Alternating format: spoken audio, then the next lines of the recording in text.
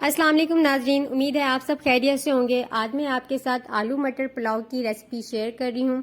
बहुत ही मज़ेदार और खुशबूदार चावल अगर आपने बनाने हैं तो इस रेसिपी को आखिर तक ज़रूर देखिएगा ताकि आपके चावल भी बहुत खिले खिले और खुशबूदार और मज़ेदार से बन सकें। रेसिपी को स्टार्ट करने से पहले आपसे रिक्वेस्ट है कि अगर आप मेरे चैनल पर नए हैं तो चैनल को सब्सक्राइब कर लीजिए ताकि आपको मेरी हर न्यू वीडियोज़ मिलती रहें। रेसिपी को स्टार्ट कर लेते हैं। यहाँ पे मैंने एक पैन के अंदर 2 टेबलस्पून जितना ऑयल ले लिया है।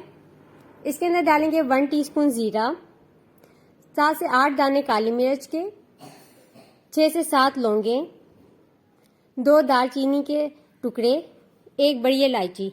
तमाम खड़े गरम मसाले को हल्का सा कड़कड़ा लेंगे।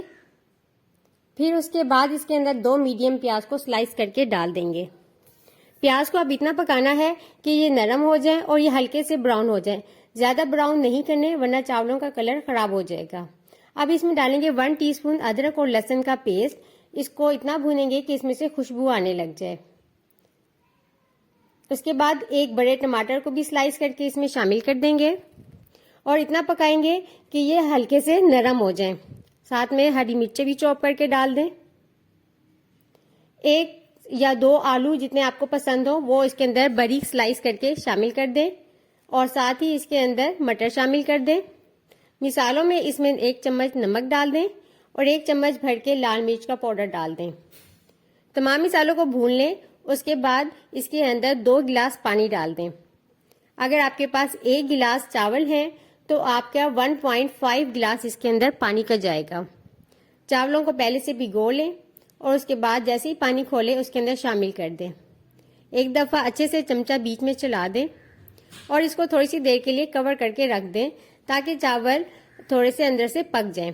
जैसे ही आप देखें कि पानी अच्छा खासा खुश्क हो चुका है और ऊपर इस तरह के बबल्स आने लगे हैं तो आप इस पॉइंट के ऊपर नमक भी चेक कर लें। अगर नमक कम है तो थोड़ा सा वो शामिल कर दें और एक दफ़ा नीचे से चला दें ताकि चावल नीचे से ना चिपकें और आपको पानी का भी अंदाज़ा हो जाए। थोड़े से पानी के अंदर पीला रंग शामिल करके वो भी शामिल कर दें। फ्लेम हल्की कर दें और दम पे लगा दें।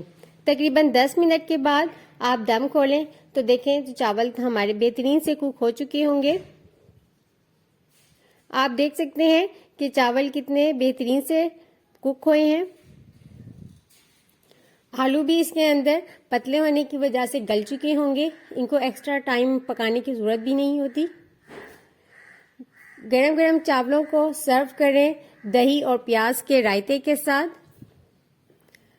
आपको ये वीडियो कैसी लगी मुझे ज़रूर बताइएगा। आई होप आपको ये वीडियो बहुत अच्छी लगी होगी। अगर आप चैनल पर नए हैं तो चैनल को सब्सक्राइब कर लीजिए। And thanks for watching. अल्लाह हाफिज़।